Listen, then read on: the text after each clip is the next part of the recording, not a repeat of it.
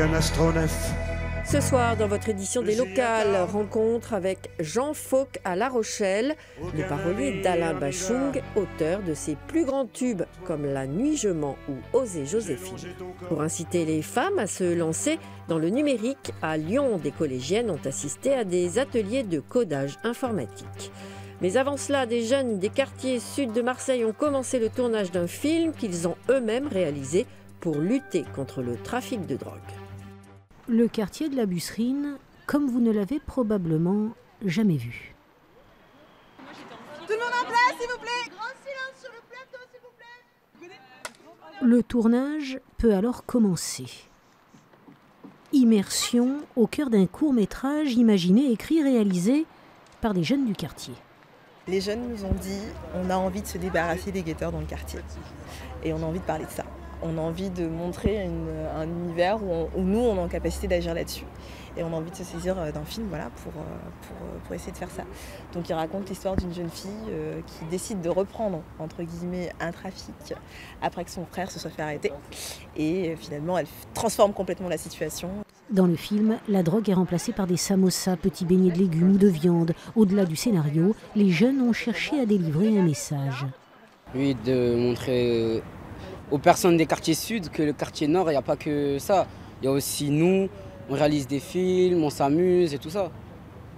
Pour montrer aux grands et dealers que nous on en a marre, que voilà, on voudrait un peu de calme. Par exemple, si on s'amuse là, en plus il y a des gens qui se font tirer et il y a des balles perdues, après nous on fait comment nous? Est-ce qu'on peut faire autre chose que vendre de la drogue? Depuis 4 ans, au sein d'ateliers lecture et écriture artistique, chacun apprend à découvrir autre chose. C'est modifier le regard qu'on a sur ces jeunes et c'est vraiment apporter la culture dans ces quartiers qui ont souvent peu d'opportunités. Donc on valorise les talents. Cette initiative a lieu dans 4 quartiers marseillais. Le temps du tournage, un autre regard a été posé sur la Busserine. À moins de 2 semaines du premier tour de l'élection présidentielle, il est encore temps de faire sa demande de procuration. Mode d'emploi au Mans, où l'affluence ne cesse de grimper dans les commissariats. Annie et Bruno seront en vacances le jour de l'élection présidentielle. Ils ont donc choisi le vote par procuration. Direction le commissariat. Ces 2 mandants ont chacun choisi leur mandataire. Il suffit d'avoir quelqu'un un peu de confiance. Ah bah oui, voilà, non, c'est mon fils, donc il n'y a pas de souci. Le vote n'est pas obligatoire, mais moi je dis toujours il devrait être obligatoire, donc voilà. Concernant le mandataire, il n'aura le droit de représenter qu'un seul vote et doit être inscrit sur les listes électorales de la même commune que le mandant. Le commissariat du Mans traite aujourd'hui jusqu'à 150 dossiers par jour. Ça mobilise beaucoup de personnel parce qu'on prévoit dans les semaines précédant les élections des gens qui sont dédiés à cette tâche. Ça représente plusieurs milliers de procurations qui sont établies. Concernant les personnes isolées et lourdement handicapées, un policier ou un gendarme se rendra à leur domicile. Le formulaire CERFA peut être rempli via le site du ministère de l'Intérieur, mais sa validation est obligatoire au commissariat, en gendarmerie ou au tribunal d'instance. Nous avons aussi l'imprimé classique, je dirais, que l'on peut remplir à la main, devant nous, et nous aidons même les personnes si nécessaire. Un conseil, ne vous y prenez pas la veille. La procuration doit avoir le temps de parvenir en mairie. Ne reste plus qu'à faire son choix. À Lyon, une centaine de collégiennes à la découverte du langage informatique. Un atelier a été organisé dans le cadre d'un programme de sensibilisation au métier du numérique. Voici les DigiGirls de Lyon. Une centaine d'adolescentes, toutes issues de collèges prioritaires de la métropole. Avec elles, des étudiants de la Web Academy de Lyon, une école de codage informatique. Au Parc OL, ils leur transmettent les bases de ce langage. Il y a cette manière-là, comme ta copine a une autre manière de faire. Mais vraiment, généralement, c'est chacun pense comme il veut. Tu vois. Cet atelier s'inscrit dans un vaste programme mené par une multinationale informatique. Il s'agit de sensibiliser les jeunes filles au métier du numérique et pourquoi pas de susciter des vocations. Je connaissais déjà un peu quelques bases, les lignes de code, etc. Du coup, là, je vois que c'est vraiment compliqué et je suis un peu perdu mais franchement, ça m'intéresse pas mal.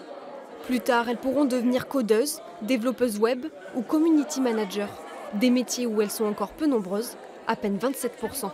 Les filles sont aussi aptes à le faire que les garçons. Donc pour moi, il n'y a pas de métier réservé aux garçons ou aux filles. Il y a un préjugé qui est assez fort, une autocensure qui est assez forte parmi ces jeunes filles, parce qu'elles considèrent que ce sont des métiers réservés aux geeks, réservés donc plutôt aux garçons, et donc elles n'y trouvent pas leur place. Et l'enjeu est de taille, car le numérique en France, c'est 40 000 emplois en 2017, 200 000 en 2020.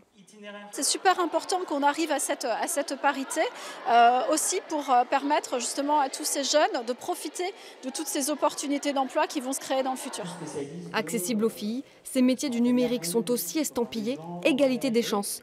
Pas besoin de faire des études longues pour y arriver, même sans le bac, c'est possible.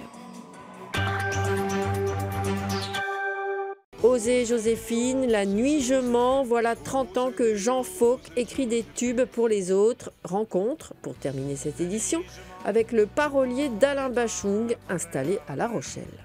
Osez Joséphine. Des paroles poétiques. Osez Joséphine. Des paroles parfois ésotériques. Et une écriture souvent automatique. Rien ne s'oppose à la nuit. Née d'une fraternité sans pareil entre Alain Bachung et la plume de son ami Jean Fauque.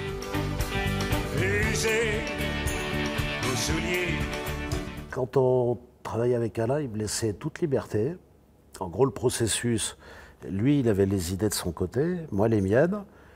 Et on se confrontait, on se voyait aller dans un rythme d'1 ou 2 fois par semaine. Je lui amenais ma production de la semaine. Et puis, il faisait un peu son marché. La nuit, je mens, je prends des trains à travers la plaine. La nuit, je m'en lave les mains. Et là, on travaillait à la virgule près. Mais la phrase. Ah oui, il retorturait, inversait. Puis des fois, il en rajoutait. Des fois, j'étais un peu perdu, hein, moi-même, parce qu'il mélangeait. Donc, il avait pris 2 phrases dans un texte, après, il avait mélangé avec une autre suite. Mais c'était magique. Un jour au cirque, un autre à chercher à te plaire. Dresseur de loulou, dynamiteur d'aqueduc. Et il est en face de moi, dans son petit appart à Belleville, et il la chante. Et puis, la nuit, je mens dans cette forme-là qu'on connaît. Elle était là, quoi. Et là, je me suis pris. J'ai longé ton corps, épousé ses méandres. Je me suis emporté